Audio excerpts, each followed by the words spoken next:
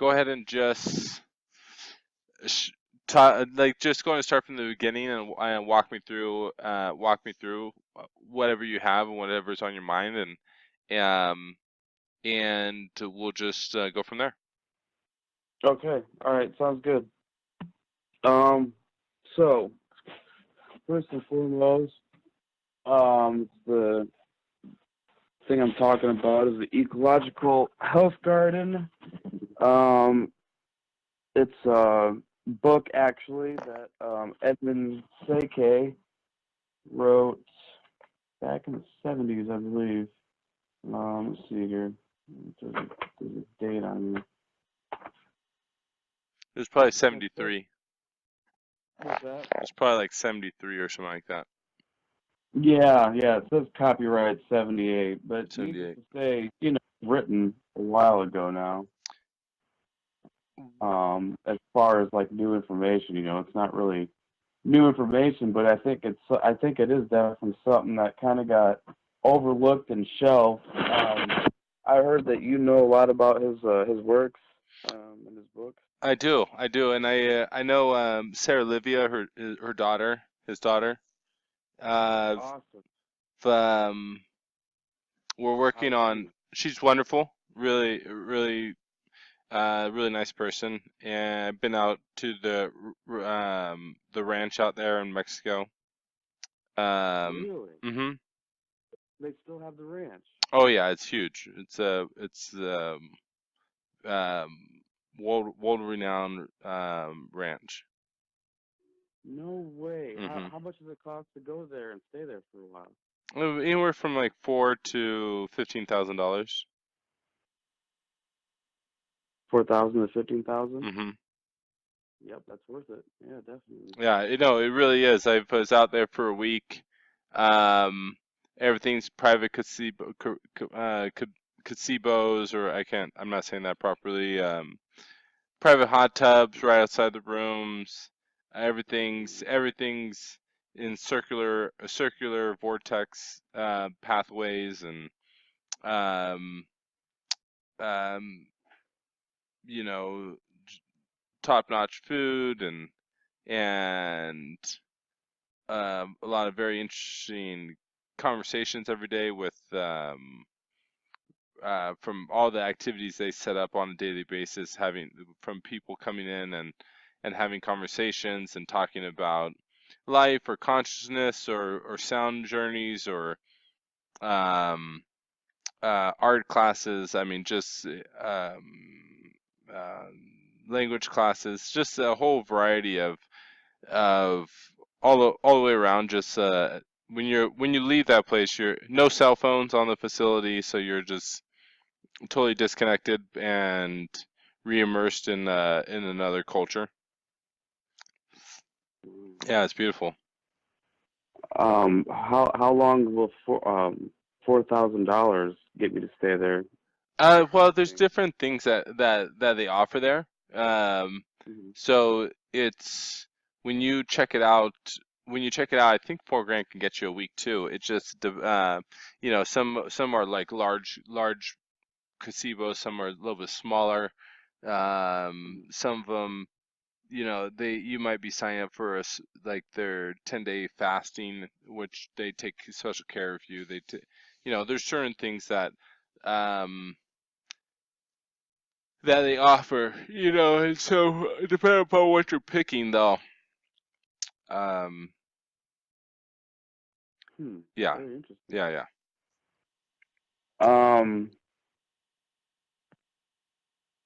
Do they do volunteer work there? Like, would I be able to do volunteer work there? And You'd have to call the ranch, but I wouldn't. Maybe. You are in Baja California, so you're in Mexico. I mean, and it is not a mom and pop ranch. It's definitely um, corporate? it's not corporate. It's family owned, but Oh. it's like a state of the art facility. So you'd have to probably call and ask them if they have volunteer, do some type of volunteer work or some type of volunteer experience, and they probably do because she is very connected to the community that way, and they're always open to different things. So you just have to call and ask.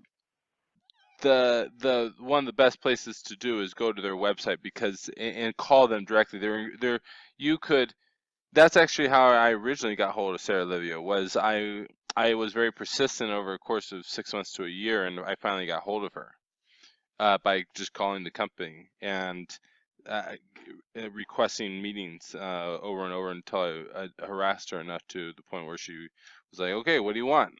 I was like, "Blah blah blah," and then I was able to have a good enough story to get her intrigued to continue the conversation and the relationship. That's Yeah. awesome, man. I've tried so hard to find that ranch, and I couldn't find it anywhere. I just tried searching the name and Rio de la Plata. Re- Real de la Peta. Rio de la Plata. It's Mhm. yeah, it's and you can type in uh uh Edward Szekely Ranch, Mexico, and then they'll have the name pop up. They have a specific website. I actually um went through something similar to you as well. I was searching for it and I didn't think it even existed, and then I finally ended up I ended up connecting with the ranch. I ended up finding the website actually after I connected with Sarah, and then she pointed me to the website, and I was like, "Oh wow, it's like I've been looking for this." That's amazing. I tried looking for his family on Facebook too, and I think I found what's her first name again? Emily? Sarah, Or no, Sarah. Sarah. Yes, I didn't even find her. I think I found an Emily that claimed to be his daughter, I think, and she Emily did not was respond to me his anymore. granddaughter. She died a couple years ago in a Oh car wow, accident. that was, maybe that's why. Um, Yeah. I'm so sorry about that. No, no, it's I got to meet her only for a short period, and um actually I met her about a month before she died. Um, I think every year it's either February or March. I call Sarah and check in and see how she's doing overall on that. Wow. The closest I got was Norma Szekely. I don't even know if she's No, Norma isn't associated with the company in any level. yeah, because she claims to be his successor, but she did. I didn't get Have you ever connected with her?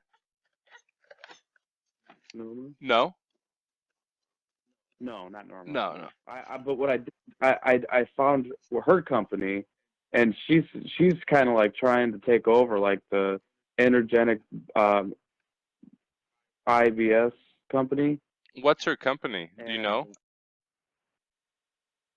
and what's that first word? International, Oh, the or is it International inter? Biological Society. Yeah, she's trying to take that over, but she's called it. She might have called it something different. Just because I'm wondering, where did you get that information? uh, Deep digging. Like that was on my last leg when I almost that was after I found her and I found out that a lot of her teachings weren't exactly like she wasn't even like touching on a lot of the main teachings that I was wanting to touch on of Edmund, from what I knew from his books and stuff. And after I found that out, I was just so distraught. I just gave up. After that, I was just like, I'm so done. I don't know what else to do. I don't know what else to type in. And is the international sorry, is the IBS company still? No, no, no. No, and she, last anyone's heard from her was a couple, maybe like 10 years ago. Hmm, But she's not associated with the company, and there's not a good relationship with the I family and her. I Yeah. see. Yeah, I kind of got that from what I saw a little bit. She doesn't seem associated at all with the inner circle. Mm-mm. Which I'm sorry about. That's No, terrible. it is what it is. So, if I can ask, you can just tell me if you don't want to say right now. What happened to Edmund Szekely? What did he die from? He died from a hernia. That was not treated, and he ended up dying from a hernia and dehydration, and wasn't able to get access to proper medical attention soon enough, and it was a pre-existing issue. Wow. But and besides that, I can't go too much more into detail. About Edmund Szekely and the International Biogenic Society, all that. You answered all those questions. Um, wow, eye-opening. I can't believe that after all this time, I finally am getting some answers to all my questions about all that. You Yeah, know. it took a long time, and I definitely um, took a long time for me to get a lot of answers, a lot of information. Um, Mhm. and like you say, God bless you for yeah, doing it, man. Yeah, God bless you. All right. Yeah. So I think all my questions are answered. So I can go into the ecological garden sure. again and some of the things that I found. So have you read the Ecological Health Garden book by Edmund Seke? Do you know? I think I have it right here. I can let me go grab it. I can we still keep talking. Let me see if I have it. Okay. There are a few more copies on Amazon, but that's it. There's only like 3 or 4 more copies on Amazon, maybe Which book are you looking at? one. The Ecological Health Garden, the Book of Survival by Edmund. Is it Seke or is it It's Sekeli? okay. I heard both. It's All right, so in this book, he kind of combines everything that he's learned from all of the gardening of the Essenes and also of the Essenes from the Dead Sea and how they basically turned a desert into a forest, which is amazing. And there's a similar story online about um, a the man up against the desert or something like that. I can find it if you want. It's a really amazing story. Anyway, this guy is turning a desert into a forest, mm-hmm. and that's a pretty amazing story in itself. But I don't want to go off too much on that. Um, A lot of it deals with so microbiology and basically living microbiology. And if you understand how living microbiology works, um, well, it goes way beyond that too, though. He also combines some of the teachings of Zarathustra in it. I mean, everything that he's learned throughout his entire life about gardening and growing things. I think he compiled into this book. I And what I mean by that is all of his teaching, and I'm just kind of referencing modern day education, and comparing it. Like if like his teachings are phenomenal, and there's things that he's very specific on that modern day teachings don't have, and there's a number of things right, that if on my own personal garden I'll incorporate throughout the garden just because incorporate some of Victor Schauberger's work. I'll incorporate a little some of Tesla's. Because they all had different perspectives to the same topic. So, but I just want to let you know, like his work is mostly related to microbiology uh, and living okay, soil for modern day education.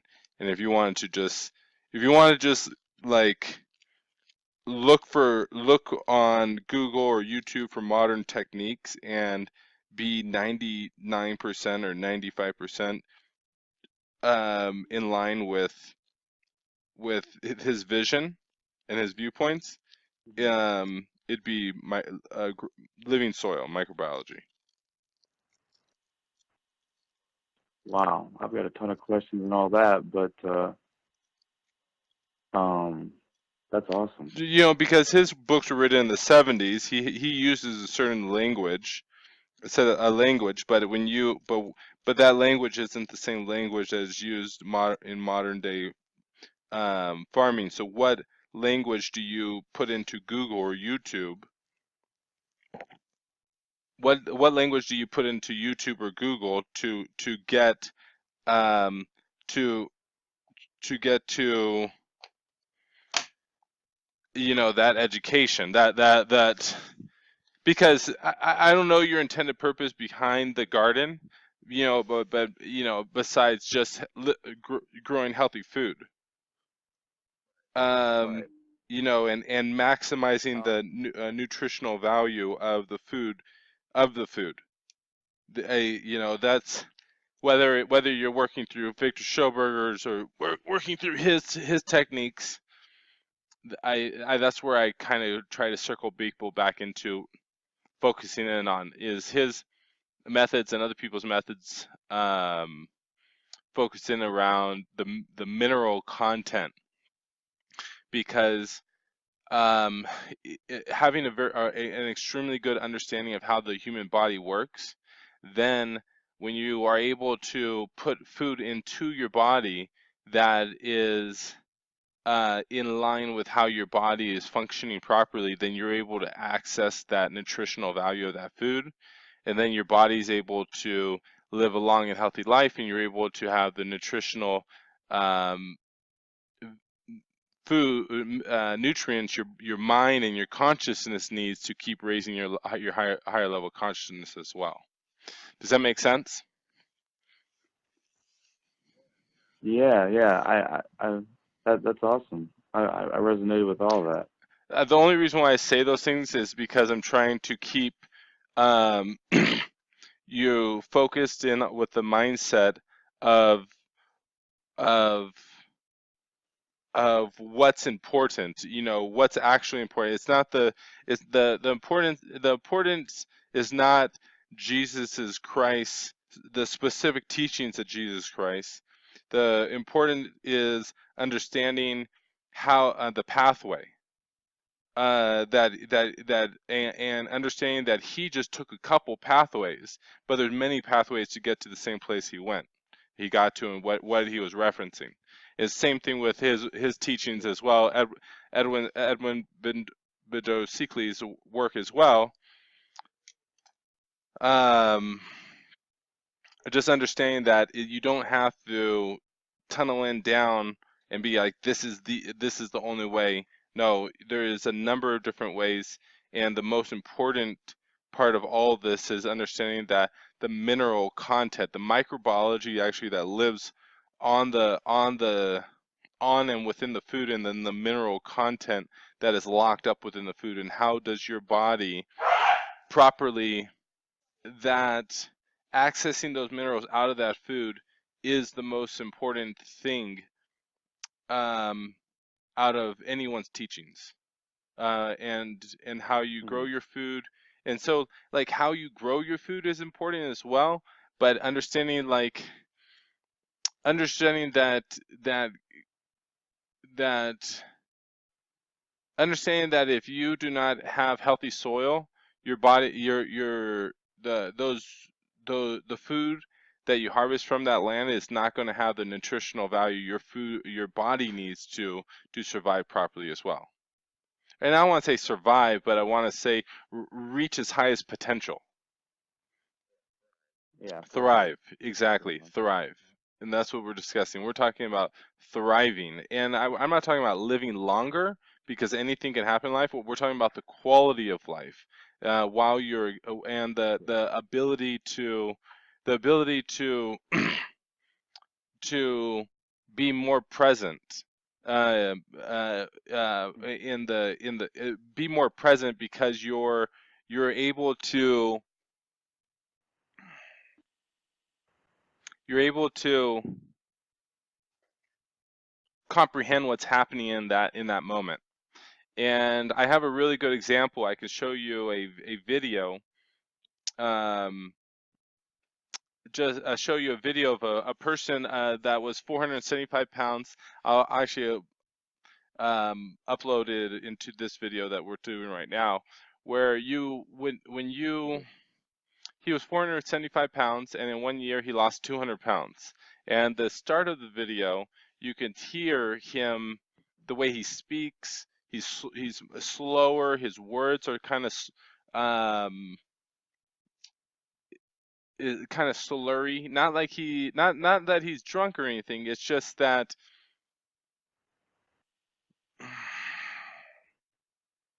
you could just tell when you're unhealthy, your whole life is just slower, more stagnated.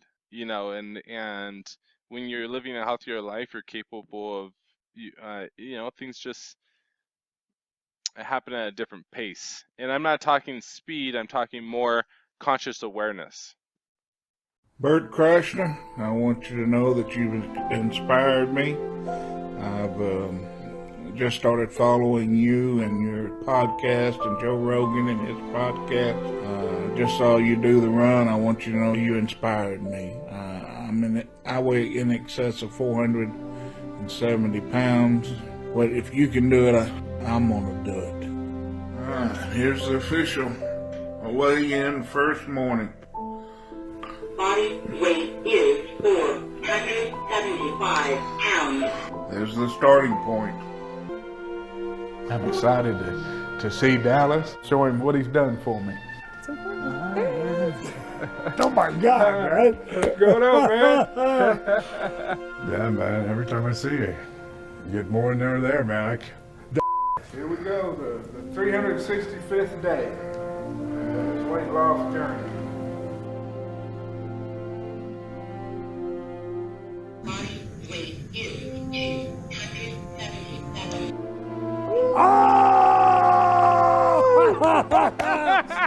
Man! I almost made Oh my God, man!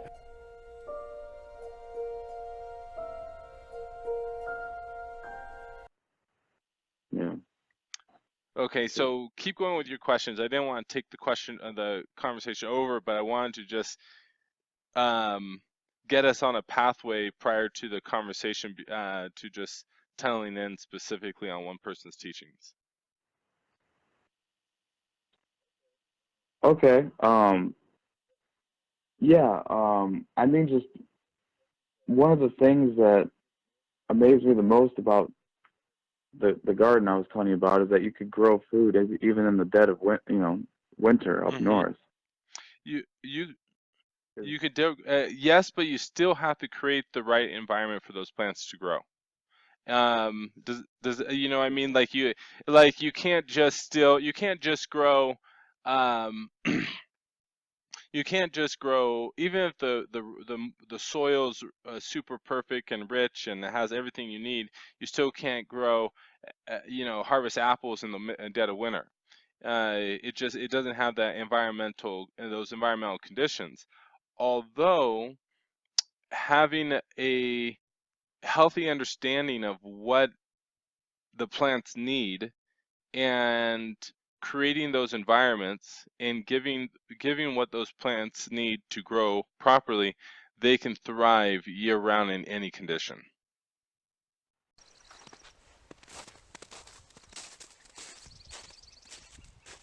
Hello everybody, it's like May 7th in Absoki, Montana. This is a way you can grow vegetables and eat in the wintertime. Shouldn't be snow here, but there is. And last night it got down to about 15 degrees. I want to show you how this thing works. These are two shower stall doors just leaned together like this, blocked on the end. And this little gizmo here keeps the wind from blowing them open. So to open it, you just remove this, flip up this little latch, and open it up. And this is a mixture of lettuce. That's actually really, really tender and good. Notice it's not freezing. Pretty amazing.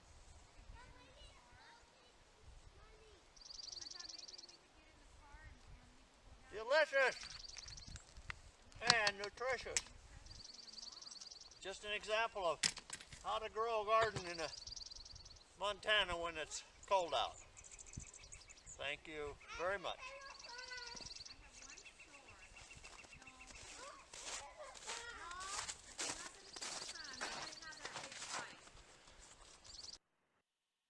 Does that make sense? And I want to just be really clear on what that, I don't want you to think that, oh, wow, you can, these people, these Essenes were growing food in the middle of the desert. No, what they were doing is they were bringing a life back into the sandy soils. And from there, and they were still having to deal with shade. The plants weren't growing in 120-degree weather in the middle of the desert. Yes, was the outside weather 120 degrees? Yes, but they had a very healthy understanding that the plants grew better under maybe conditions that were under 100 degrees. And how did they do that? Well, they created a shade cloth. Would put a shade cloth over. They would bring life back into the soil, bringing the microbiology back into the soil, which with that microbiology, it was capable of going out and accessing water 30, 40 feet away, minerals 30, 40 feet away, and bringing it back into to those plants, and the plant was growing, and they were able to harvest the food needed for them to survive, which other people were not able to do that. Why? Because they didn't take the time to understand what plants needed to grow properly, and in the environments that they were living in, whether it was in the forests or whether it was in the desert. The scenes were they knew their plants, they knew their medicine, their herbs. They understood what environmental conditions that were needed, and they created that environment for those plants to grow properly. All right, this is Joe Nicola with GrowingYourGreens.com. Got a very special treat for you today. We're here in Las Vegas, Nevada, in the desert, and I found this very special person. I was actually invited to her house. Her name is Leslie Doyle, and we're going to meet Leslie in just 1 second here. She's been gardening for over 20 years. She's an expert gardener in gardening vegetables and edible things, edible foods in the desert here. So I'm very lucky to be at her place. This is her place here. As you can see in the front yard, she has all these amazing fruit trees, including the almond tree that's in flower, and basically a Meyer lemon. And this is her front yard. So she doesn't actually have raised beds here in the front yard. She does in the backyard. But she's growing all these vegetables literally in her front yard. So I think that's really great. And I'm interested in desert gardening and how to grow in the desert because, every different climate, it takes different things and different seeds, different varieties, and different techniques. So, I'm here to learn from her today on some of these things that I need to learn to how to do gardening in the desert because it is one of my passions. So let's take a look here at some of the plants she's growing. Let's see some of the cabbages over here, and we'll be sure to talk to her about some of these plants later. And this one's amazing. It looks like a purple broccoli over here, and here's some of the purple broccoli, and she's growing let's see, the lettuce has gone to flower, gone to seed, and let's see some other things here. Oh, this kale looks amazing. Look at this kale. Does that make sense? Yeah, I think it does. Definitely. I'm pretty sure I'm getting it. Yeah, I'm liking it. But so just to go back a little bit, you did say that with the right conditions and stuff that you can create, it is. You do think it's possible as well to grow food in the dead of winter? Oh, 100%. Oh, 100%. Last maybe 2 years ago, sorry for that. Like 2 years ago, I set up a beautiful little greenhouse in the back of my house out here in Boulder, Colorado. Right now we have 24 to 30 inches of snow that dumped just last night, but 2 years ago it was the same conditions. I put up a nice little greenhouse outside, and I grew medical cannabis year round. Uh, while it dumped snow year round, I was able to harvest. I was able to have my medicine, and I was able to do all that because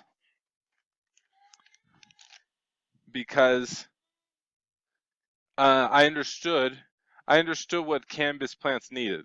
I understood those that range, whether it was um, I understood what the what the temperature of the soil needed to be, the bare minimums and the maximums, and I understood what the environment could be, not just below soil but above soil where that plant could exist properly. So as long as I had that minimum condition, I knew those plants would keep growing, and I knew I was going to be harvesting. What would it produce the as much as if I had beautiful 70-degree weather, morning and evening? No, it did not produce that. But me knowing those thresholds whether that plant was going to stop growing completely because it was too cold, and making sure it didn't drop below that, um, allowed the plant to just keep growing, and it allowed it to stay healthy. Yeah, of course, did I get some powdery mildew? Did I get some other stuff? Sure, because I'm dealing with higher conditions. Although, you know, you spending enough time with your plants, I could have avoided that stuff. I could have took a couple plants out of the environment. It would have reduced the moisture, and I could have kind of done a couple things, and I would have had no powdery mildew. So it really comes down to like anything else, just like you're working on that car with your uncle. It's you're not, obviously your uncle's helping you work on the car because I could be wrong, but you're not proficient at being a mechanic and working on the car yet, right? Okay. I'm not. I'm not a mechanic yet. Although you working with your uncle over a course of a year, 2 years, 3 years, 5 years on one car, two cars, three projects, six projects, you'd probably become pretty proficient at fixing cars, correct? Yeah, I mean, I guess I'm learning a lot, definitely, working with him, and there's a lot of things I can do right now that I guess I couldn't do a couple of years ago, that's for sure. That's the exact same way. You have to the Essenes approached it with their life. When a number of different other people outside the Essene culture, and I'm only imagining this because I take a lot of time to think about what it was like back then. I take a lot of time to think about my own life and where I put myself into extreme conditions, and what it was like being in the extreme condition versus being outside of that extreme condition looking in versus being the guy in it and looking out. And and and um, the guy being the spectator, all I have to do is buy a ticket to the show, right? But the guy being in the show, I had to put months, years, sweat, blood, uh, all I had to do, broken legs, whatever it was, to show up to that event to be a performer. You know what I mean? But it took a different level of energy and understanding, um, whether I was the spectator or whether I was the performer. That's the same way with the scenes. I take a lot of time to think about them, and I just, instead of these guys being in the slums, getting drunk, being with the hookers, whatever that was like 2,000 years ago, in dealing with that stuff, they isolated themselves. They put themselves in groups. They took the time to observe the plants and how they grew. They year after year they documented a lot of their history, so that obviously year after year they'd be able to observe heat conditions, whether it was cold, um, whether what things they potentially needed to change the following year to get a better harvest.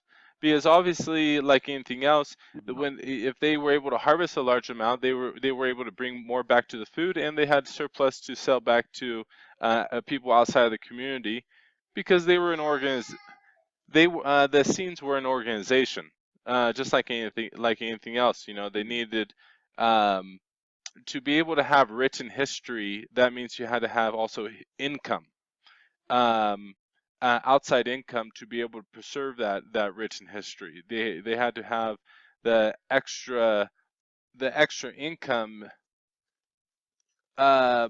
you know, to not to have that organization. You know, there was probably employees. There were probably new people coming into the organization that had to be um, educated on the culture. You know, so that took a lot of resources to do that type of work.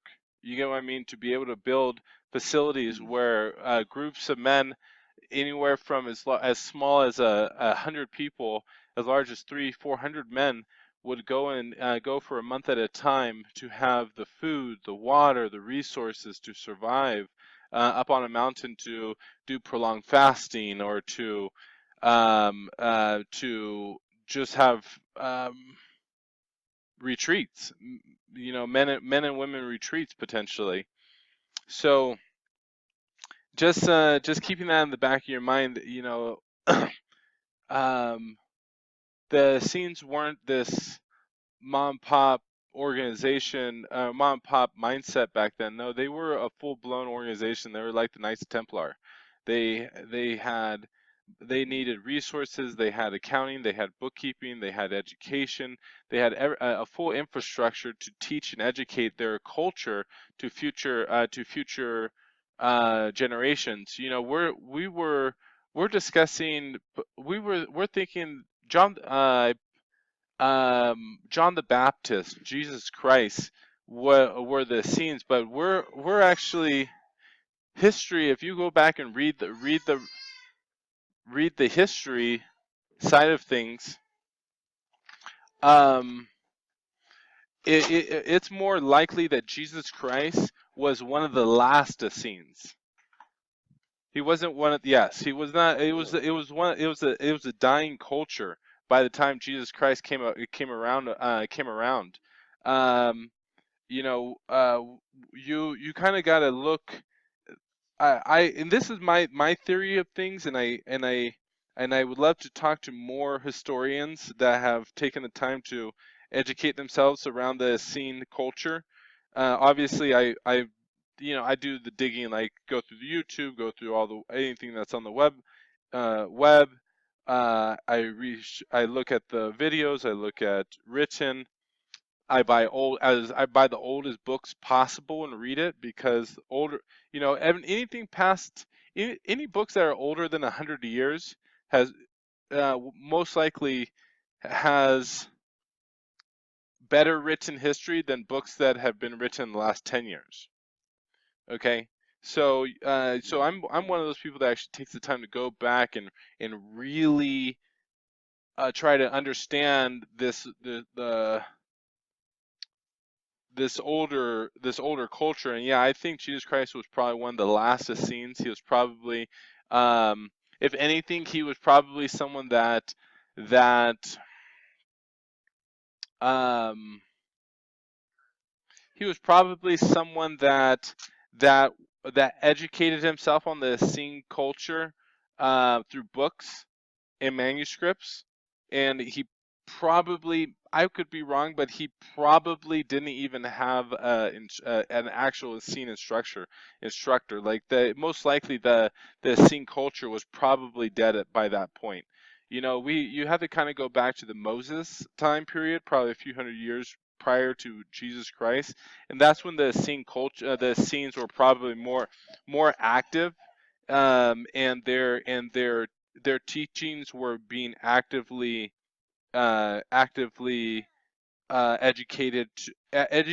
and preserved, consciously preserved, you know, within their own society. So So Yes. John the Baptist wasn't Well, alive when let's look Jesus it up was right now born? just to make sure I'm not wrong. John the Baptist, I believe, was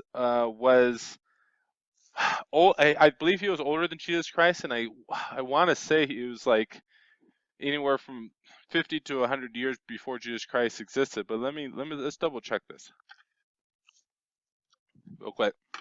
Okay.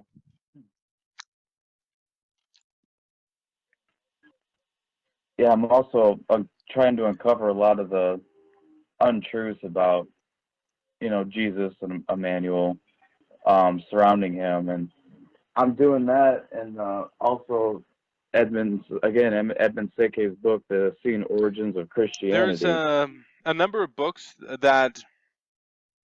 Okay, so John the Baptist, he was, yep, so he was 28 to 36 BC. Oh, wait, let me think. John the Okay. Baptist lived what time period with Jesus?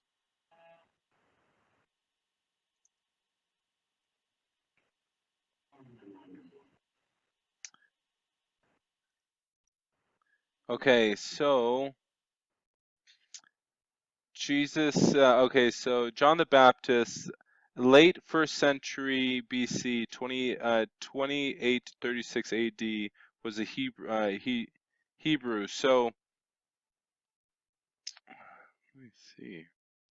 Jesus Christ lived when?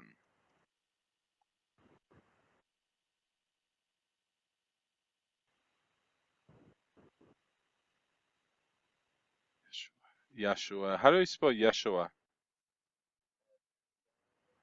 Yeshua,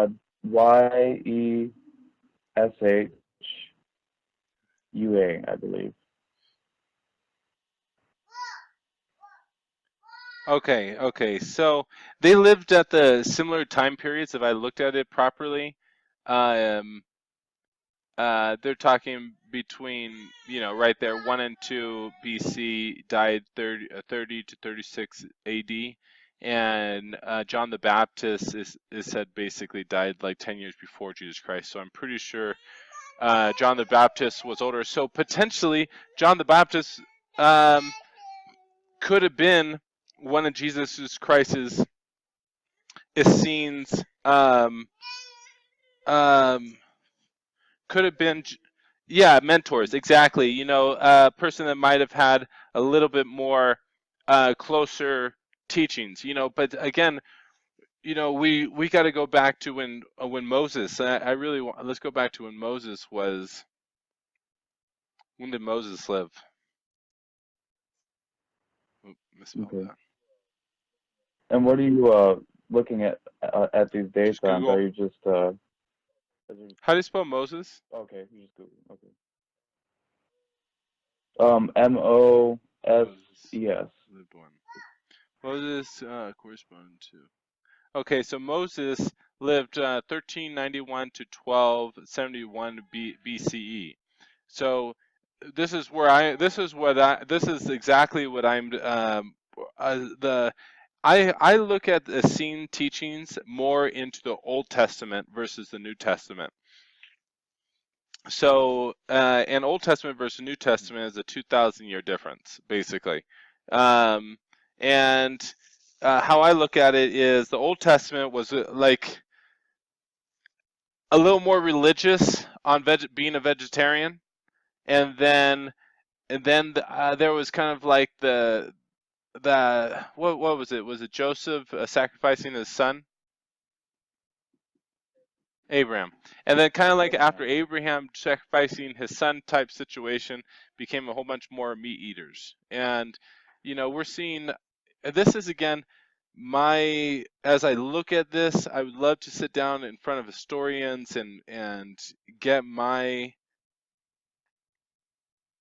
understanding of my chronological events better, better situated.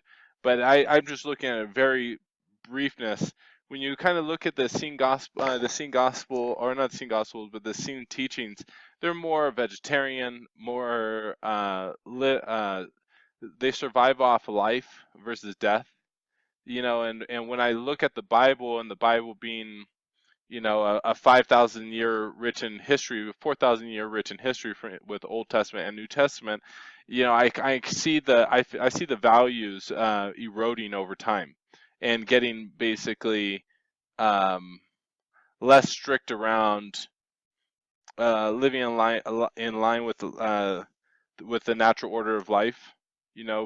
They become more greedy, become more, monopolized more around, the dollar coin, greed, as it goes from the Old Testament to the New Testament. Of course, also there's tons of sin, and you got all those other stories in the Old Testament. But I'm really looking at more of the nutritional part, um, not the demons and sinning and all that other stuff.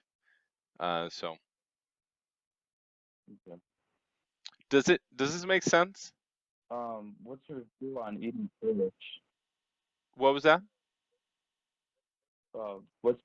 What's your Eating view on fish? eating See, eating fish? fish, I think, is actually one of the worst possible things you could do. Oh yeah, 100%. Really? Because fish have the most amount of parasites out of all meat. Yeah, because they're bottom Wow, feeders. really? Everything dumps back into the ocean. Everything.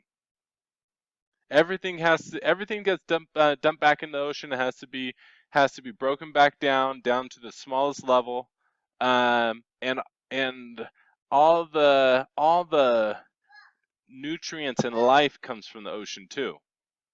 So, um, Mm-hmm. yeah, you could do your own modern day research on that, but they like parasites.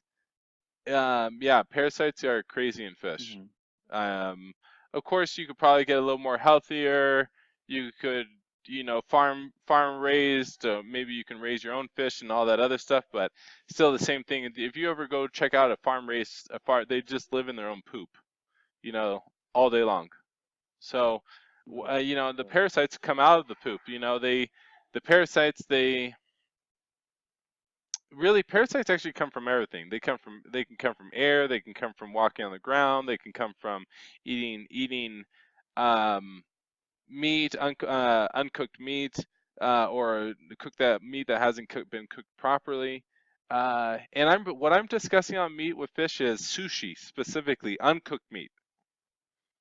Okay, when you cook your meat properly, Mm-hmm. um, hopefully the majority of that larva gets properly cooked, and is no longer an issue when it enters into your digestive tract.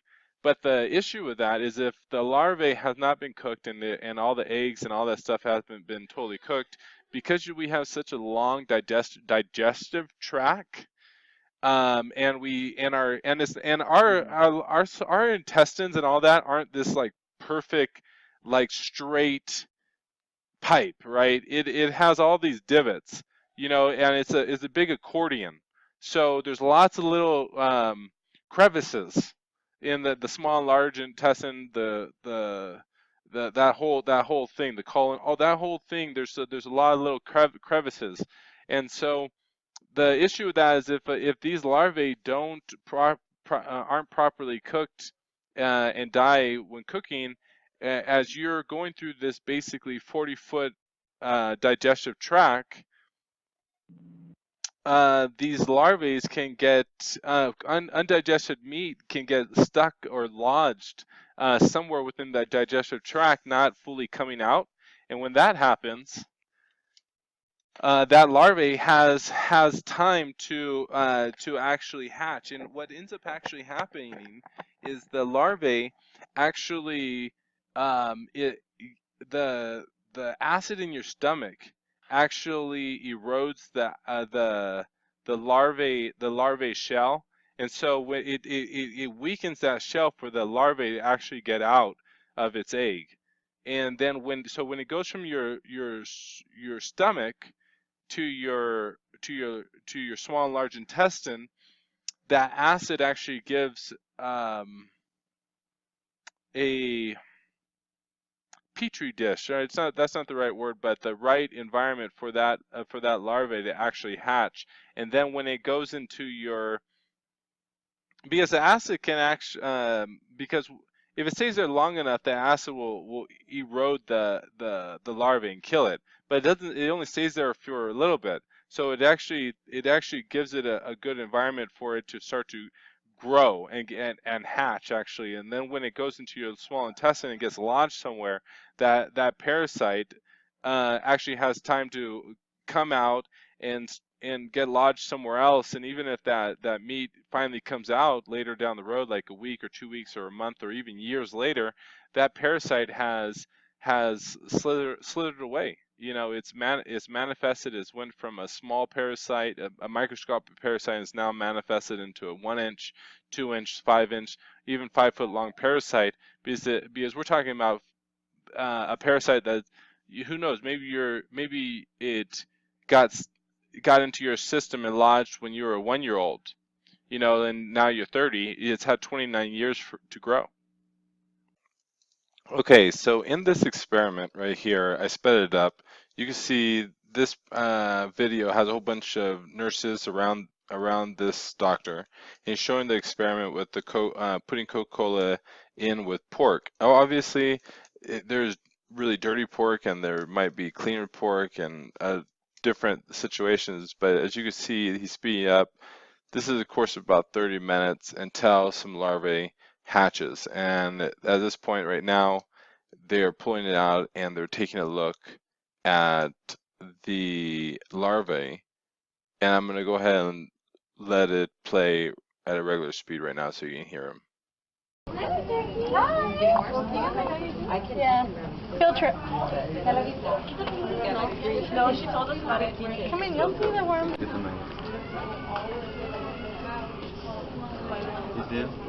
Oh, sorry guys. Sorry guys, because I want to get him. I want to see if I get this guy to stand up. There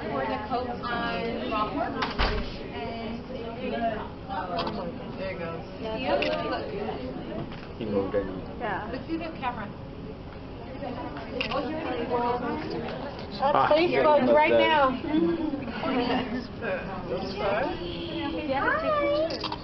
See him? Okay, so if you can imagine your acid in your stomach being the Coca-Cola, and as you can see, your food stays in your stomach for about 20 minutes to 45 minutes. And the experiment, they began to see these larvae hatch within about 30 minutes. So if you can imagine these worms, like I was talking about earlier, getting stuck in various crevices in your gut, and if you don't have a good digestive system, these worms end up burrowing in and getting larger over time by eating the bacteria in your gut. And I have proof of this. I actually have proof of this. Yeah, I can show you the parasites I got out of my body when I did a 28-day water fast. Some of these parasites were up to 5 feet long, and prior to, so I did a 28-day water fast, and every day I drank a gallon of water, and I did a 32-ounce enema. And it was very interesting. Like after the 7th day, I basically got this result religiously, this cycle. A large amount of black tar would come out at one day, and then parasites would come out the next. And then I'd get tar out the next day. These chunks of tar that were 1 inch to 3 inches long by maybe 2 millimeters all the way up to 3 centimeters thick of this black tar. I came to the realization that this black tar was food that had been compressed against my small and large intestinal tract walls for a long period of time. And I realized that this stuff was lodged in my in my small and large intestine, all the way up through, all the way up into to my liver, basically. This layer of dead necrotic meat and other stuff that was never it was never decomposed, or it was never broken down, and it never came out of my system, and it just kept getting packed in there and packed more and packed more. So this would come out, and then parasites would come out right behind it. So it made me realize, and the enema, obviously starting from the very bottom and you're working your way up. So, and it's kind of like a pressure washer, right? You pressure wash a layer off, and then right behind it, all these parasites would come out. This is my 27th day of fasting, and I'm following the fast from the Dead Sea Scrolls, from the Essene Gospel of Peace. And right now, I just pulled out well over, if you fully unwrap this puppy could have been probably anywhere from 3 feet to 5 feet long, and you can see it by it curling on back on itself. And this isn't one worm. This is at least 2 worms, maybe even 3.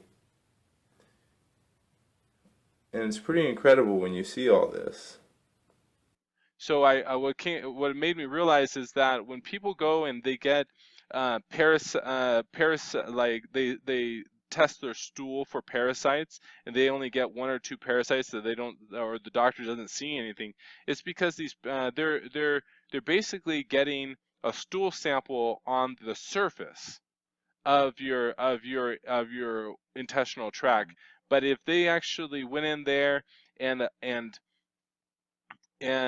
got this dead necrotic meat actually out of your system, and got a test behind that, they would people would find, I think people would see more parasites in their intestinal tract. I mean, they would have a high number, like infestation.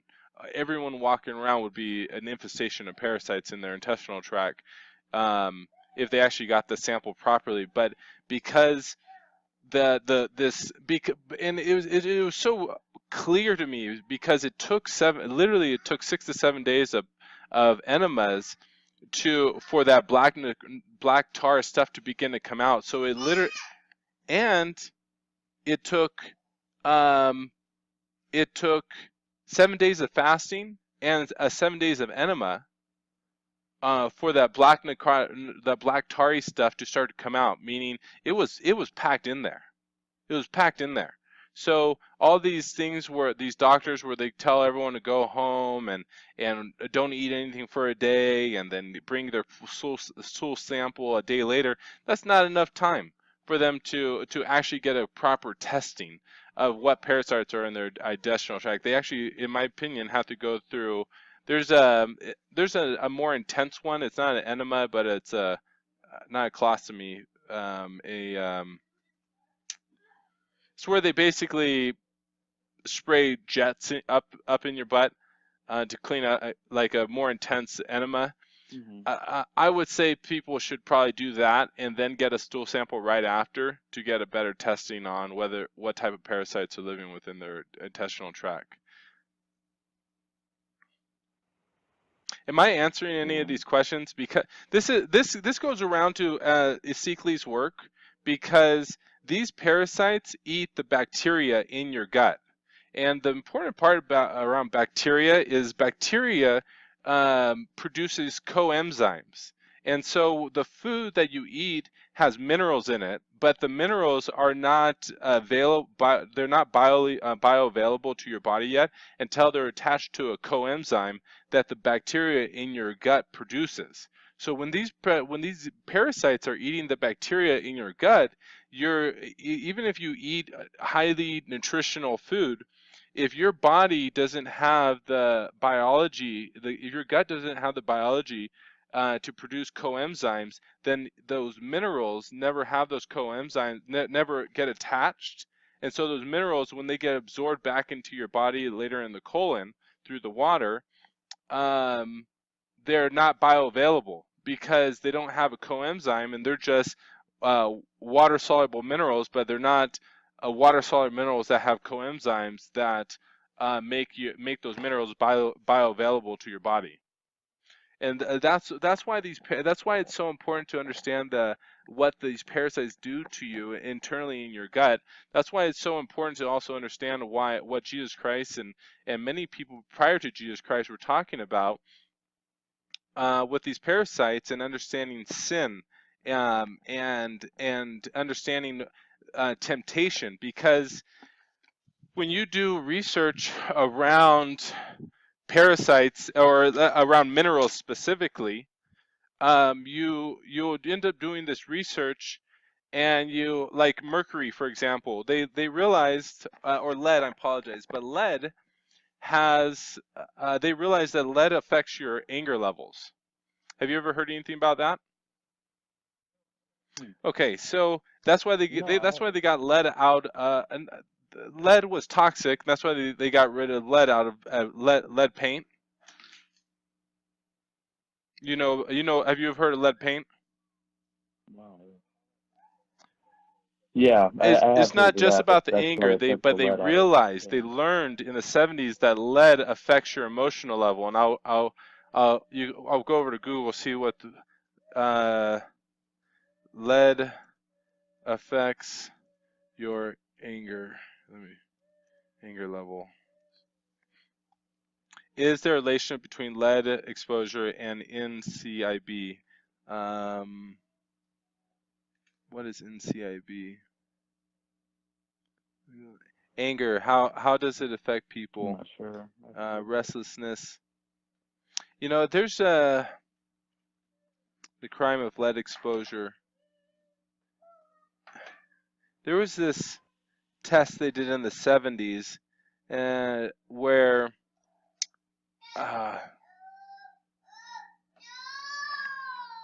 one second, my daughter's messing with something.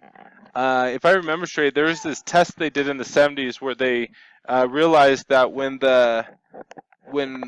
one of the planets got closer to the moon, closer to Earth, it affected their behavioral levels, and they ended up learning that it ended up affecting the lead that was in everyone's body. I gotta do that research and find that again. Until then, do your own research. Don't believe anything I say, obviously, until you do your own research. I'll try to find this article and include it in this, included in here. But the point I'm trying to make around all of this is that if minerals affect our emotional state, if minerals affect our emotional state, then and we don't have the proper minerals or nutrition being absorbed into our body, how does that affect our emotional state? How does that affect our our higher conscious level, basically our ability to be present? And that's what we're discussing when we're talking about temptation and the temptation and the devil.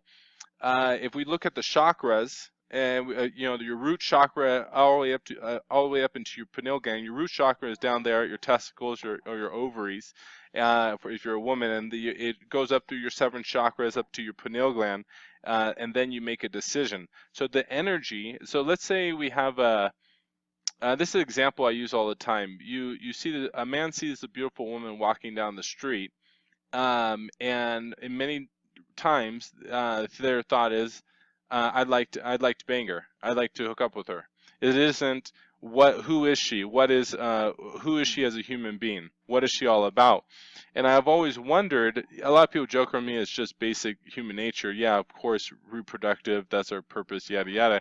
But I've always wondered if that thought was my thought, or if after I learned more about the parasites, or if that thought was the parasites. As this root energy, this charge initially gets started right down there at the root chakra and starts to travel up into my higher level consciousness thinking, why does it stay that thought? Why doesn't that thought raise to a higher level consciousness, and then I'm able to uh, think, I want to get to know this person, or I don't want to just bang her. I want to actually get to know her and find out if this person's a healthy human being for me. And that's a higher level consciousness thinking. But basically, these parasites, and how I've referenced these teachings, is these parasites vibrate at a low frequency, as well as eat the bacteria in our gut, robbing us from being able to absorb and utilize minerals for our body. And so by these two factors, this energy gets influenced. As this energy comes up, this energy, these thoughts get temptation gets laid into our thoughts as they get laid, or get get attached to this energy as they travel from our root chakra up into our pineal gland. So we go back into our garden, right? And how are we raising our food? Well, if we have a healthy sanitary environment full of living soil, the food's going to be healthier. It's going to have more minerals. If we cleanse our body properly, our body's going to be able to absorb those minerals properly. These parasites aren't going to be affecting our emotional state as much. So we're going to be able to be more conscious and present.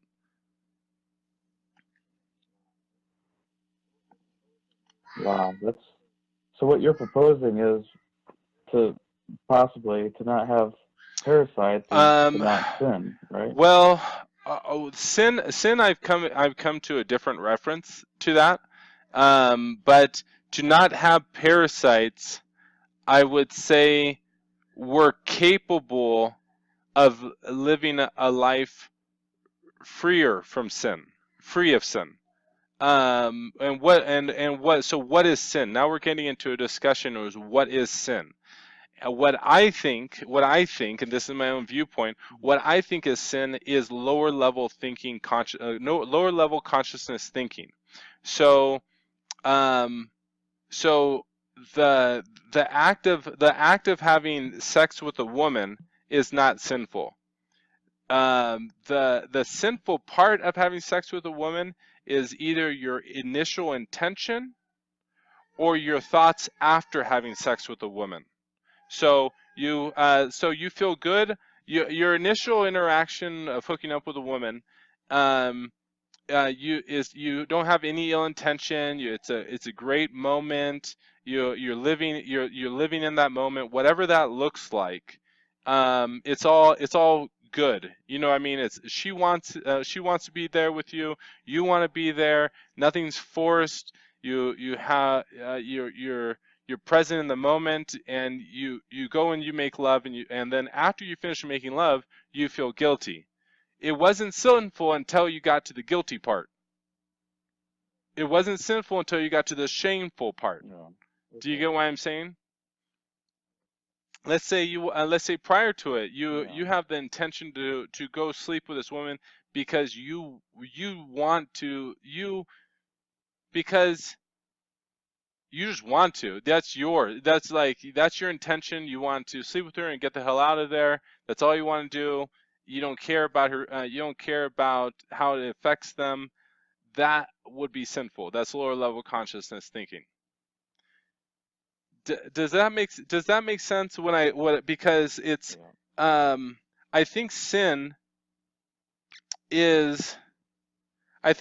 personally is how you reference or how you make yourself feel after the experience. So we'll even go more extreme into Hitler or Stalin. If Hitler and Stalin did not think or feel, or they did not think they were doing anything wrong, then they did not live a sinful life. Do you understand what I'm saying by that? Why am I saying that, right? Yeah. Well, Hitler and Stalin, just like Gandhi and Buddha and Jesus, they were all capable of harnessing power. Power did not have any good or bad reference. They did not have any. There was no good and there was no bad. There was no heaven and no sin with power. It was whoever was capable of harnessing that power. And so when we discuss who's capable of harnessing that power, let's discuss you. Let's discuss a regular human being for a second that wants to be better at something.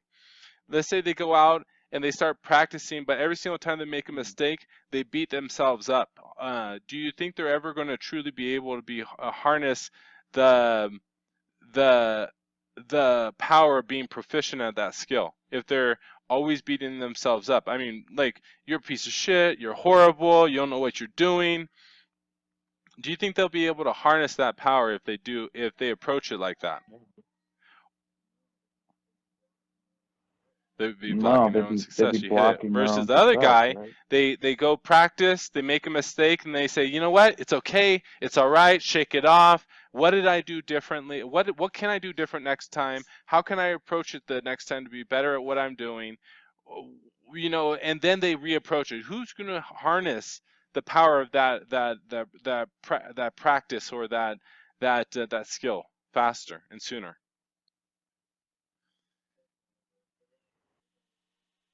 Definitely the latter, the guy who, just tried to shake it off and change his approach and his technique and didn't Exactly. dwell on. So now let's go on back the over to the mistake, food and the parasites. If you personally, if you are your own being and you don't have any infestation of parasites, because if scientists say that that 90% of us is bacteria, like we're like 80% of us is bacteria or whatever, so we're only 10 or 20% of ourselves. But let's say in this host being we have 1,000 parasites living in us. Okay, so now now we have 1,001 separate beings living in a host. Does it? Say that again? Essentially possessed them, right? Mm-hmm. You hit it. So you're You hit it essentially on the dot. possessed them. Exactly. You hit it on the dot. Right? So all these separate beings, if we're talking about things being, and everything's capable of having some level of an emotional state, and we have discussed minerals being associated with our emotional state, and we've discussed that as being some level of connection there. And we now have potentially 1,001 beings living in a single host. Could it be possible that these parasites are holding on to different levels of sin, or different? They have their own sin, right? They have their own issues because they're a being. Just like you have your own issues. You have a being. So I guess my point to this is that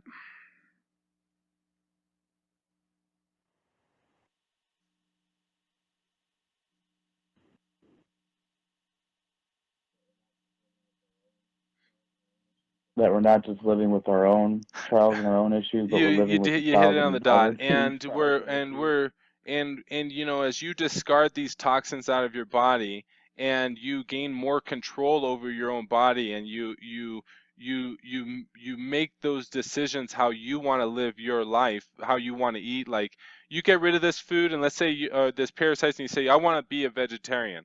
You got rid of the parasites. You no longer have that influence. You want to eat food. You're feeling good. You're putting the things into your body that are productive for your own being on the direction you want to head to harness your own power.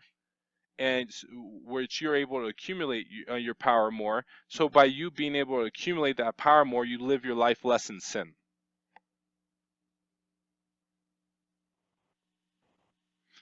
Does this make sense? Yeah. Okay. What? Yeah, that Dairy, does. What's your view on dairy and obviously there is yeah, definitely a and stuff like scientific that? approach to things, like the science, the spiritual and the science, right? Like 2,000 years ago, um, Jesus Christ is trying to talk to people and say, hey, come into the forest and let's do a parasite detox. Well, what's a parasite? Well, a parasite's like a snake. It's a snake, right? But it lives in your stomach. Oh, okay, okay. Well, how do we get these parasites? And he says, well, you can get these parasites if you sleep with your neighbor's wife, right? That is a serious way how you get parasites through uh, uh, if you go sleep with a whole bunch of different people, you're going to get a whole bunch of different diseases, right? And if you get different diseases, do you think you're going to feel bad? That's sinful, right? And so how do you stop that sinful, how do you stop the sin? Remember, the sin being how you feel about yourself. So how do you stop feeling bad that you have STDs?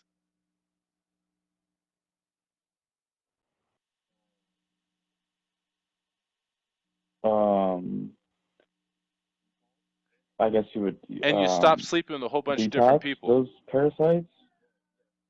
but by you then doing that Well, process, yeah. and you not sleeping with a whole bunch of people, you're going to live a cleaner life. You're going to live healthier. You're going to feel better, and you're going to live less sinful life, which you're going to be capable of harnessing your power. Does that make sense? I'm using this. I take a lot of time to think about Jesus Christ's examples. Like when he's out there and people are asking the Q&A, like, so, how do you get parasites? Or why? How do you do this? Or how do you do that? And like, well, if you do it like this, you're going to get this. If you do it like that, and he's just giving you examples that let's go back to stealing. Well, if you steal someone else's stuff that's not yours, is it a potential that you might feel bad?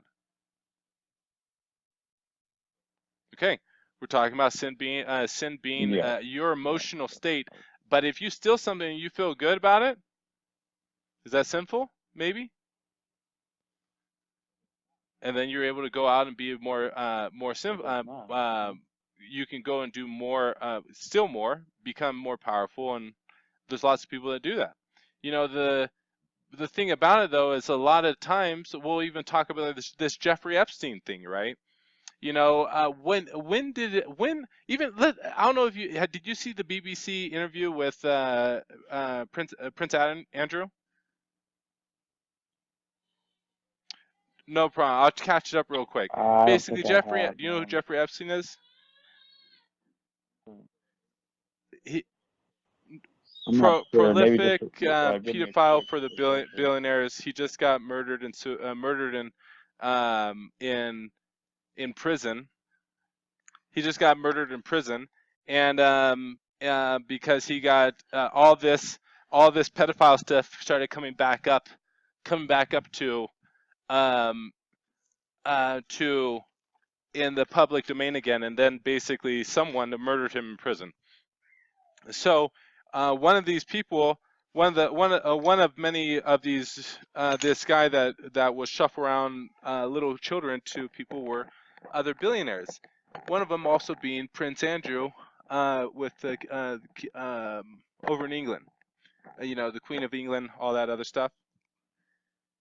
So in that interview with BBC, one of the main things that people were discussing was his, and if you watch it, it's his complete lack, his disassociation to what is wrong with being a pedophile. You can tell he just doesn't have, you can tell he doesn't have any awareness that it's not a good thing to be a pedophile, right? Well, how does a person that's 60 years old doesn't have an awareness that being a pedophile is bad? It's because he was brought up in an Yeah, environment where being a pedophile was a normal thing. So it's not sinful. It's not bad. Do you understand what I'm saying? And then it takes a society, it takes a group of people to condemn an action for in many times for society to look at the situation and be like, hey, you know what? Actually, you're right. Killing 7 to 10 million Jews it probably was not a good thing. That was probably a bad thing to kill 10 million Jews. It was probably a bad thing to kill 50 million Russians. Stalin killed up to 50 million Russians. So but until we're condemned, uh, um, then at that point, for many people, that the realization of their actions then hit them, and at that point, then that action then becomes sinful. But they lived in a world. They lived in a world isolated from everyone else. Even though everyone else was living this world, this internal world was isolated. It was isolated, and it was insulated and isolated. Do you understand what I mean? So that the behaviors of these people were never condoned, and if they were never condoned, they were allowed to bloom. Does that make sense? Does that make sense of my to where I'm trying to associate where negative or where feeling guilty comes from? If you steal something and you run back to a group of people and they say, "Oh, great job," you're probably not going to feel bad for stealing something. But if you steal something and you go back to your mom and you tell her, and your mom whips your ass and takes you back to the drugstore to return it, you're probably going to have a different emotional state towards stealing things.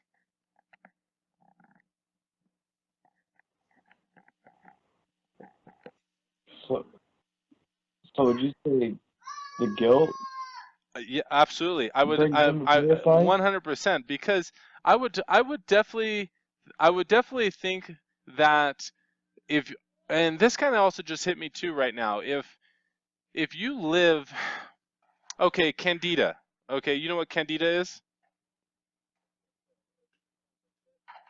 It's an acidic It's some environment. kind of a You gut have a high disorder, acidic right? environment in your stomach. So if you live a if you live a life of eating a large amount of meat and you live an unhealthy life, what type of bacteria do you think you'll probably produce more in your body? Healthy bacteria or bad bacteria, or productive bacteria or unproductive bacteria? Okay, so with what Unproductive bacteria do bacteria. you think these parasites most likely probably live off of?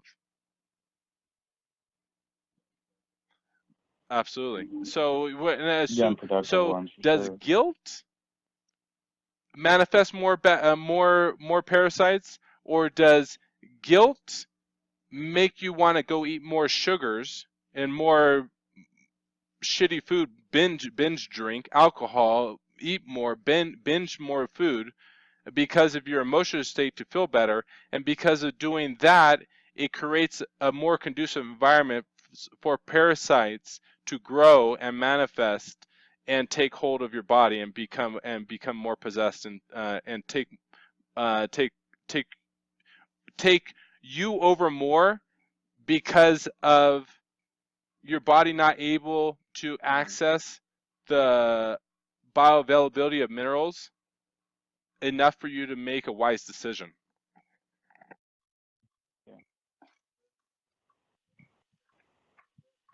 Amazing. So the parasites don't come from the guilt so much as the guilt makes you do the things that See, again, create this is the my perfect viewpoint environment to for this parasites. situation. I have looked at this viewpoint from spiritual to scientific, and I've incorporated it in. I've looked at this viewpoint from 5,000 years ago to present day.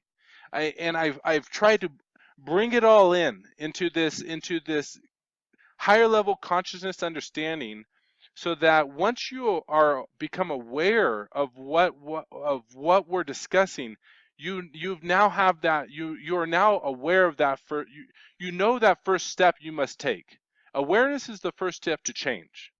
And if you comprehend and understand the mechanisms and the things that make of how all these things are connected and how they all work together, and whether you live a life where these parasites don't ever take hold of your body, they stay small, because there is a function to all beings in life. But if you, the ones that grow out of that are crazy 5 foot long ones probably should not be in your body. But the ones that are microscopic, the ones that are able to flesh in your body and out of your body quickly, because you're eating lighter food, they're the ones that aren't going to manifest greatly in your body. Why? Because we just discussed it. You live a healthier life, you eat better food, your digestive tract's going to work better. It's gonna come out faster and sooner.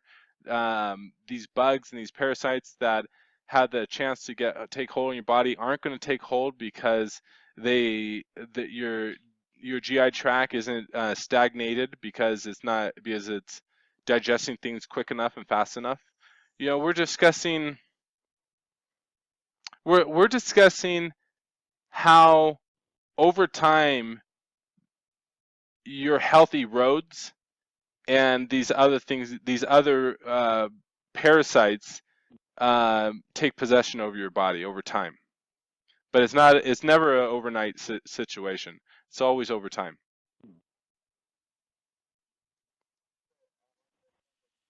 Right.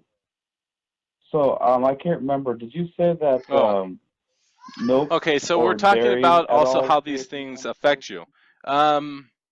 Okay, let's go back now. We've now associated sin to your emotional state, okay, and your core values, okay.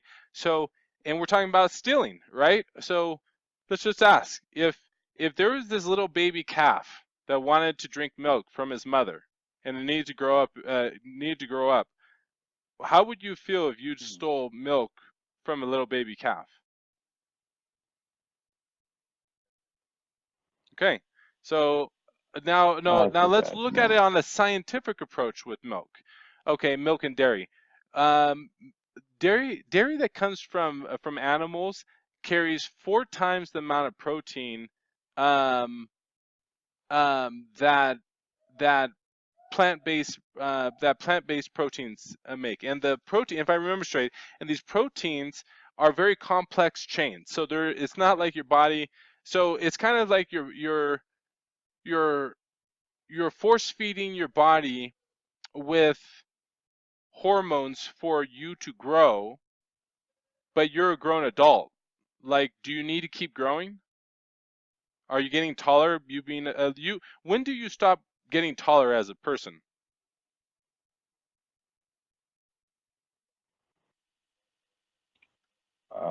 I think Yeah, you sometime around stopped there, around like right? So 19 why or do you 20 or need to something. be force feeding your body 4 times more growth hormones after your body's already stopped growing? Saying we're Raw milk? having this higher level consciousness conversation. I don't have it. I'm not telling you what the right thing is, and you're not telling me what the right thing is. We're discussing whether this meal is in line with your values, and whether you're going to feel slightly guilty or shameful for doing it or not, because the simple thing is what you feel after this. Okay, scientifically, if you eat cheese and if you eat these things, it creates an allergic inflammation in your body. Yeah, you and I've done this a couple of times where I stop eating cheese and meat, or not meat, but stop eating cheese and I don't drink any milk, but just cheese, and I lose about 4 to 5 pounds. It ends up being inflammation, just that I'm carrying around. And after I did more research and I learned more about the cheese and the poly whatever saccharides or whatever the hell it is within cheese and versus within plant medicine, and after watching a whole bunch of documentaries, I came to the realization around that it's not just the it's not just this inflammation portion that and this hormone, this growth hormone we're talking. What it also creates a huge issue is all the penicillin and all the other stuff that they put into that they inject into the cattle. And you're taking that in as well. So it's more than just um, the whole science of meat or the whole science of dairy. It's how how the cattle was raised. And that's when you got to kind of do your research a little bit more, and kind of figure out how that cow was raised. If it was given penicillin and all these other things, that's what you're putting into your body at that point. And what happens if you put all these things into your body? Well, it's like immunizations. It's like all this other stuff. We're putting things into your body that doesn't need it at that moment. And if it doesn't need it, then it could potentially end up shutting down your body's natural ability to defend itself. Because if it's being stocked up with penicillin all the time, then how is it ever going to learn how to defend its own? How is it ever going to learn to defend itself? Because it always has things there defending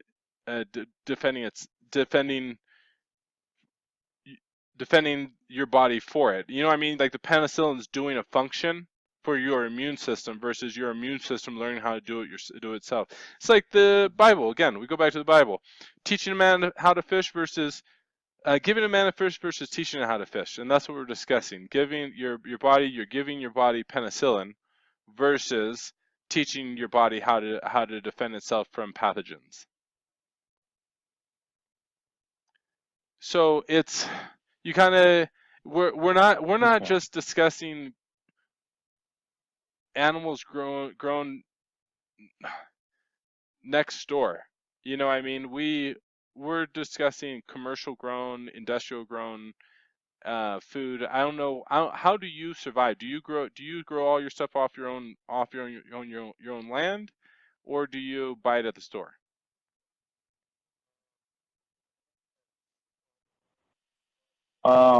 I mean, that's what I was talking about with the ecological health gardens, that I was trying to strive towards building this garden and growing everything myself, but currently I just buy it at the store, natural food stores Okay. and health food Oh, I stores love and farms Amish. and I stuff love the like that. Amish. They're so awesome. Amish people. Yeah, I would. It comes down to a personal preference and how you feel every day. Um, and there's bigger things and there's bigger things people can do besides just your food. If you have mercury teeth in your mouth, I'd suggest you pull those out before you try to grow your own food. You know, if you, I would suggest you try to become a vegetarian before you try to grow your own garden. Like have a desire for, like with having these convictions and in your dietary restrictions on a daily basis will make you have will will help you grow the desire to grow your own food and comprehend the nutritional the where it starts and where it finishes. So you can, and I want you to be successful at your what you're doing right now. If it's to just grow a garden and grow your own food, yeah, start there. But if it is to have a life change, if you want to raise your consciousness, if you want to do these other things, I would suggest going through these detoxing periods first, and kind of get your head straight before you do that, because by doing that you're going to have a conviction. Because for me, I can't even if I eat something in a pan like that there was meat grown cooked in it without me washing it properly, I'll start throwing up. My body has like an allergic reaction to meat now, and I used to eat meat for 28 years. I'm 34 now. I did all these detoxes. My body is literally rejects my old lifestyle now. So just keep that in the back of your mind. Wherever you're at, you know, where do you actually want to be 5 years from now? What do you actually want to do? If it's just growing your own food, then do that. But if we're discussing a life change, for whatever reason, maybe you want to lose weight, maybe you want to be more present on your daily life, whatever it is, maybe going through the detoxes might be a better step for you prior to starting your garden. Oh, okay. Yeah, it's definitely not to lose weight. I'm super skinny. Yeah, but I definitely do want to do these detoxes. Though I think I get what you're saying, and I think that doing these detoxes is definitely essential to me building the best garden. I guess I maybe the reason why I'm unfocused about the garden is because the parasites kind of don't like the idea of me eating out of my own garden. It's just There was another thing that I wouldn't think they would like it that. really blew my mind. You know, do you have growling in your stomach? Okay, so after I finished the 28-day water fast, the growling stopped. I came to the realization that when my stomach did growl, and occasionally it might growl. I know I still have some parasites, but like once every 6 months it growls. But what I realized back then, I realize now that when a person's stomach growls, it is not you telling your body telling you that you're hungry. It is the parasites telling you they're hungry. Yeah, that's fucking crazy, man. Trust me. I know when I finished that and I stopped hearing the growling, I was just like, what happened to my growling, man? And I'm never growling anymore. And it hit me. And then I did this again with another person, and the growling stopped. And I did it with another person, and the growling subsided. And I came to the realization that the growling comes from the parasites. It doesn't come from your own you as you being your own consciousness, your own person. It's not you. It is those parasites, those other beings that telling you, one way of them telling you what they want.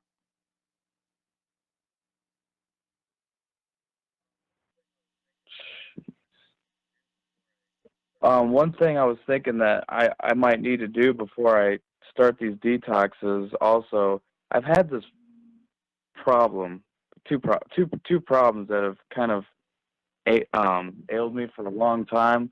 One problem is I always have a really high mucus buildup. Like I'm always like, stuff is always coming up through my throat or out my, the back of my throat, through my nasal, or out my nose. I've always had really bad mucus buildup, like all throughout my life. I don't know your mucous membranes, if I remember straight, are it's your not the nervous system, lymphatic right? system. Yeah.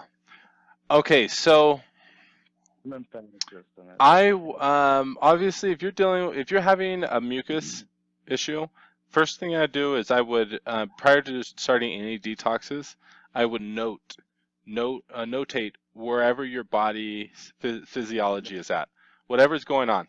You get sick one time a month. You get your allergies are horrible. Your stomach, you have stomach pains. Your nostrils are always leaking, stuff like that. And then I would start your detox process so you can measure the progress. That being said, some things, combo. Have you ever heard of combo? That drains your lymphatic system. If you're doing a liver gallbladder flush, these are some of the things will also help that process as well, because you're clearing out your filter. You're basically clearing out your filters. Your your lymphatic system, your liver, and your gallbladder and your kidneys. All those, not your gallbladder, but your liver, your gallbladder, your liver, your kidneys, and your lymphatic system really are your main filters in your body. So if you're discharging things out of your body in different areas, it's because I would say it's because your filters are filled up, and your body can't process things properly. Okay, so it Liver, was the gallbladder, Cambo, flesh, and what was liver, the other one you gallbladder, said? kidney, flesh. Um, and I have a few videos on those on my YouTube channel too. You can check out those too. And then if you're into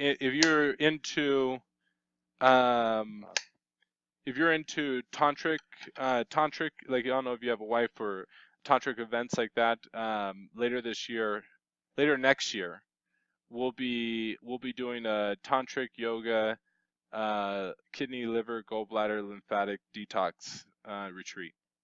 So, yeah. Oh, really? Okay. I have a girlfriend in Florida. I don't have a wife though. She I mean, we're getting there, to that point, but Yeah, no problem. It's okay. we're not Marriage to me is engaged or overrated. anything yet. I think how you show up in your relationship on a daily basis is a practice, is a constant practice.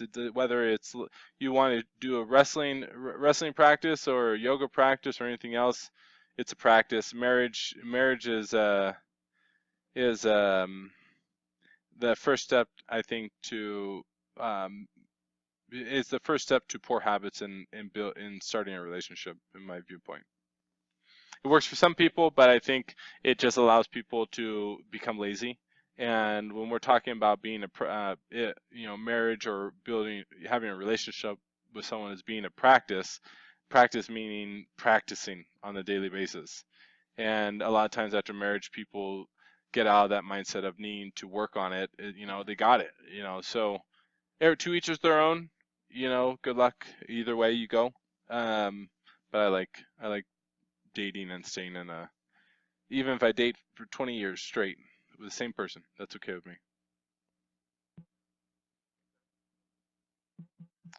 Yeah. Yeah. Okay. Cool.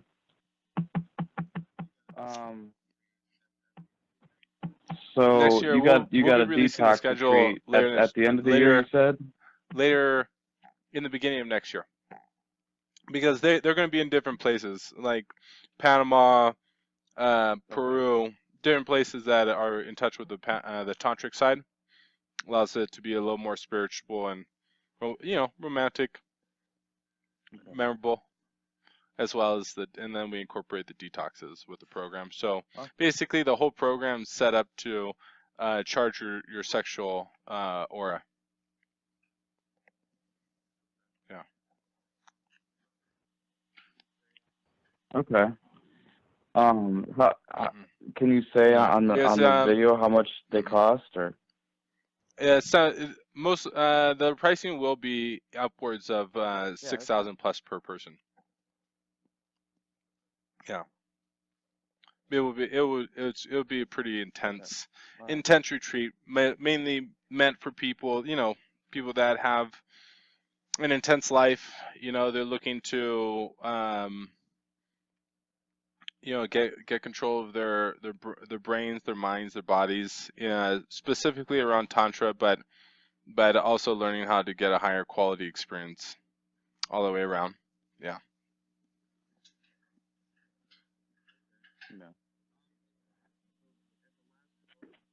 Okay.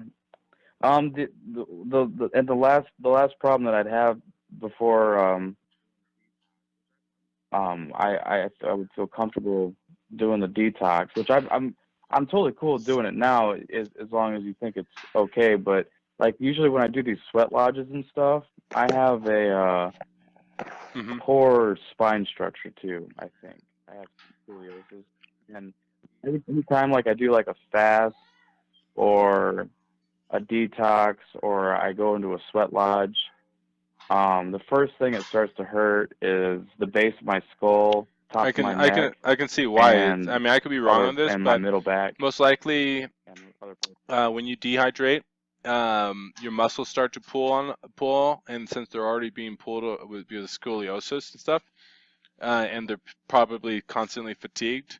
When you go into those sweat lodges and you're losing weight and you're dehydrating yourself, I can see those muscles getting more fatigued and pulling on those already fatigued areas.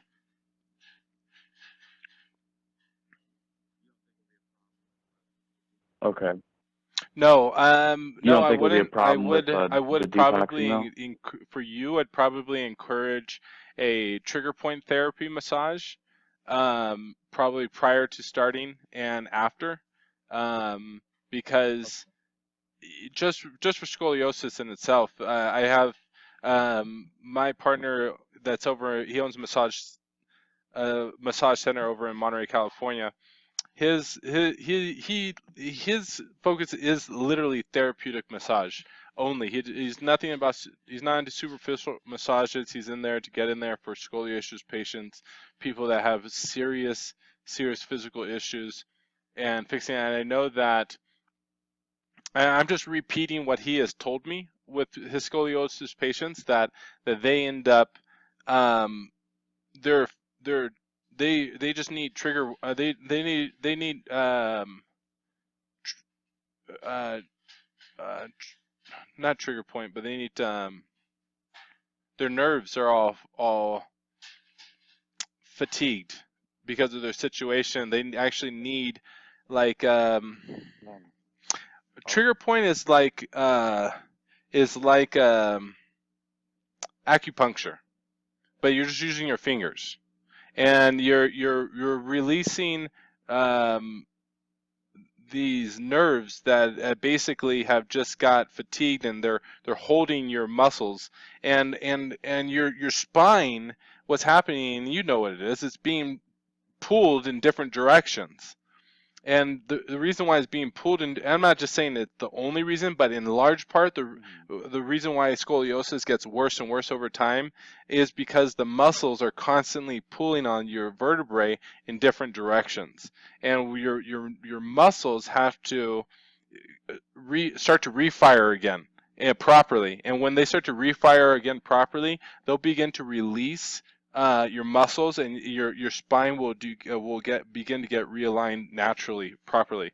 But it's being pulled in opposite directions, and it's creating a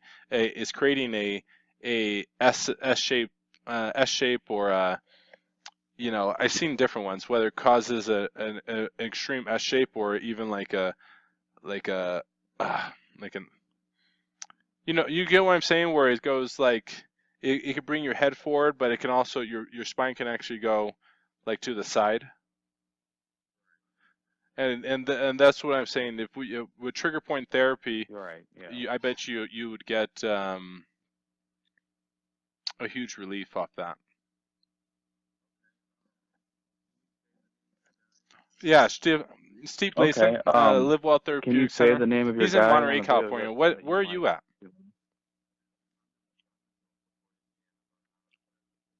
Okay, I'm what I in would do, LaPorte, Indiana, about an hour outside of Chicago. if you do already incorporate massage into your life, or acupuncture, I would go in, and I just wouldn't go to any therapist. I would actually just do your homework, look in your area, look for someone specifically that does myofascia and trigger point release, or does acupuncture as well, and then I'd go to their Yelp page. Myofascia release. Let me Okay. look at How my do you spell phone. the mouth fascia? 1 second.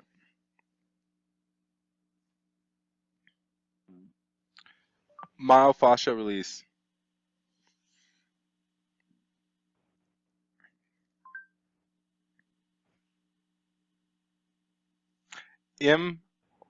MYOFASCIAL.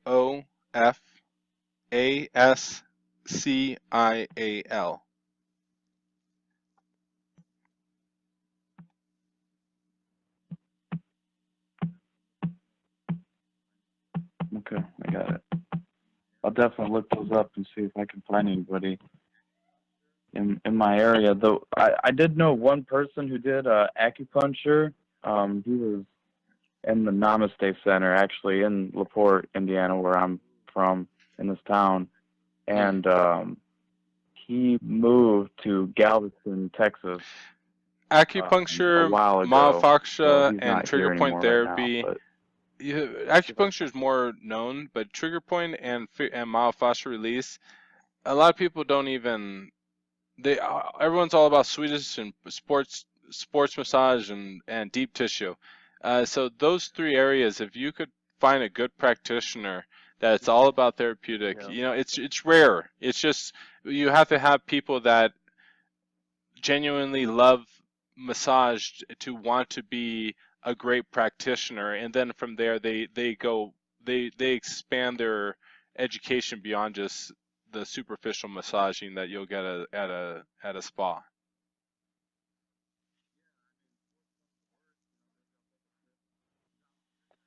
Yeah, I mean, for worst Steve comes to Lazen, worst, maybe I'll take a trip down to your guy. What was your guy's name again? Blasen, How do you spell his last Monterey, name? Do you know? California. And if you have my cell phone, you ever go down there? His place is Live Well Therapeutic Center.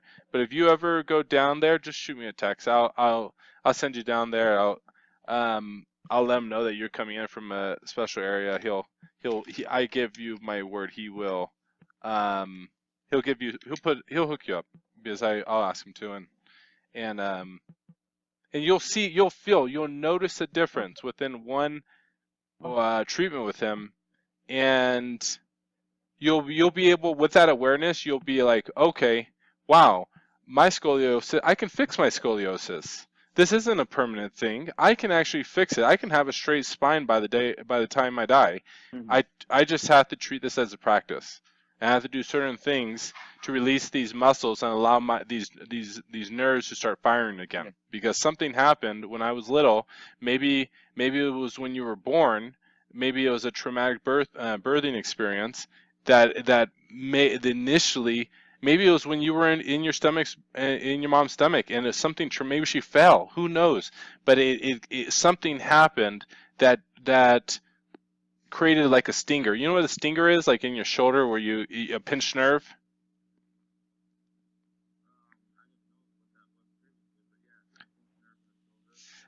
I didn't know what that was. That's what you're previously, but experiencing pinched nerve in the your shoulder. vertebrae, Yeah, that and you've definitely been causes experiencing pain. it since birth, and it can be fixed or dramatically get improved. Where you're not losing inches. The day you die, you're still a tall, erect man, because of properly taking care of your body.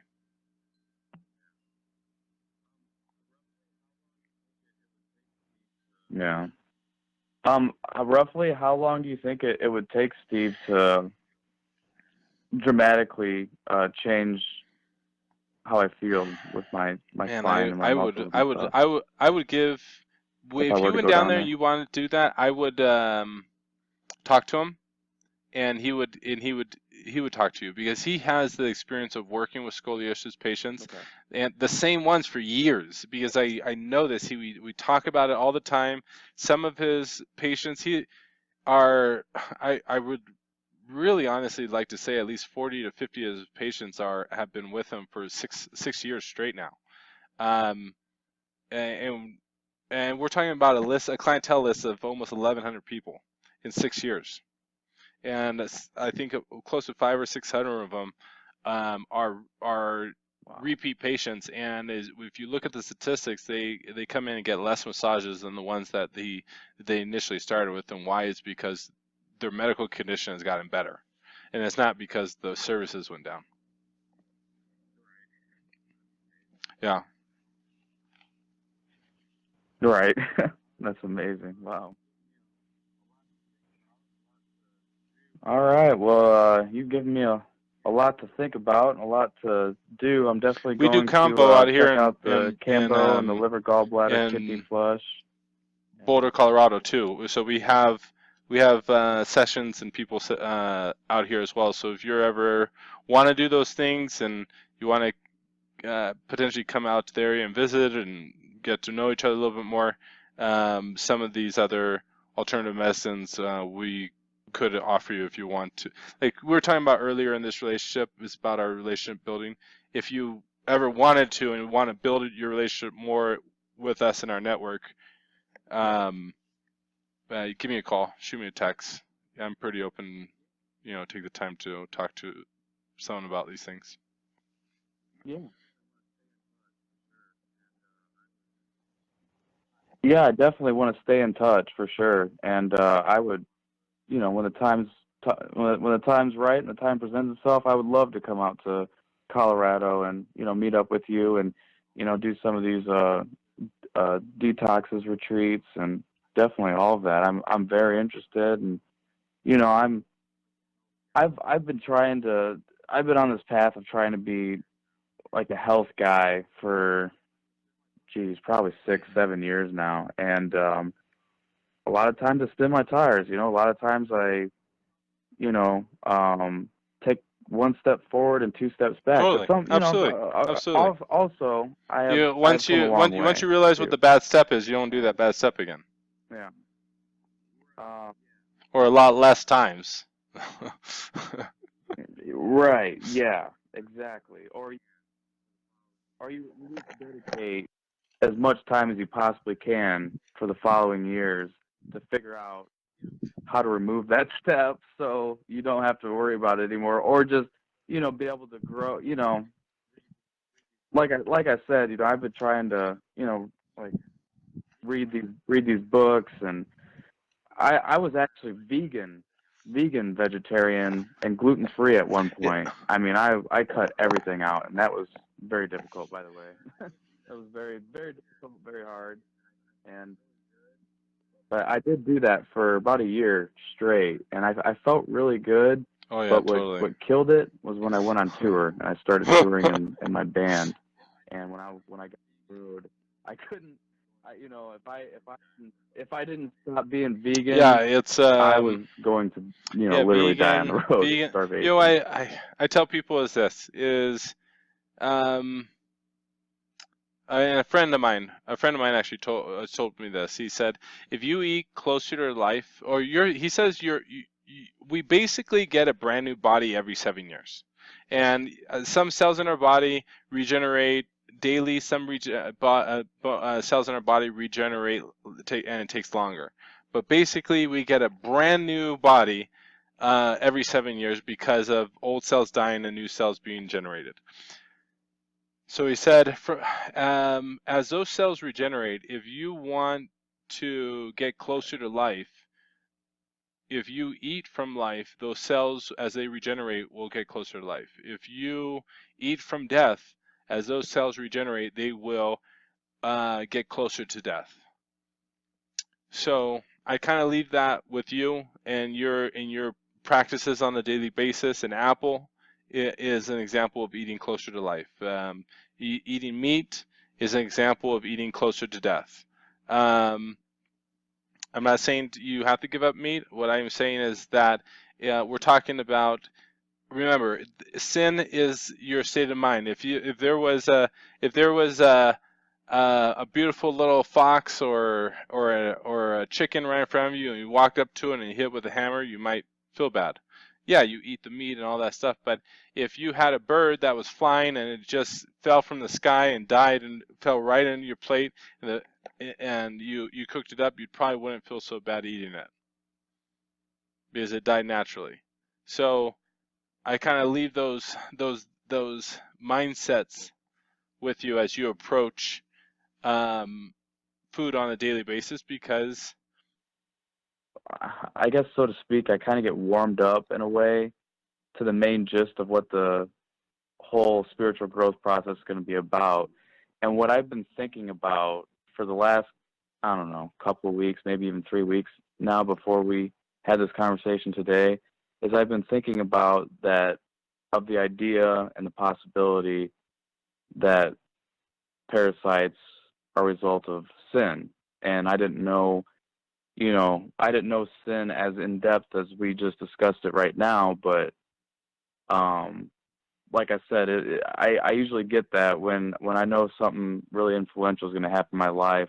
I usually get warmed up to, you know, what the main gist of the conversation is going to be, even though I had no idea prior to us talking that we would ever get on that topic. You know, it's in my mind, if I want to walk, if I want to share this perspective to more people in life, and where they embrace it and maybe incorporate it for a portion of their life and just a certain time and just see what I'm talking about, it has to be a mindset shift from the very beginning. And that's why I try to explain all those viewpoints in the beginning, so that you're armed with the knowledge to empower yourself to take action. yeah, that was awesome. I really loved how you did it, everything. You know, really with how you handled the conversation and everything. And you know, I think like I said, you know, I got a lot of things to do from conversation, like the detoxes and you know, maybe changing some mindsets definitely too. And after I get done doing those things, I think you know, we'll still have a lot to talk about down the road. So it was really cool. I'm really glad that we talked and we were able to connect. I think this was very awesome. Me too. I hope you don't.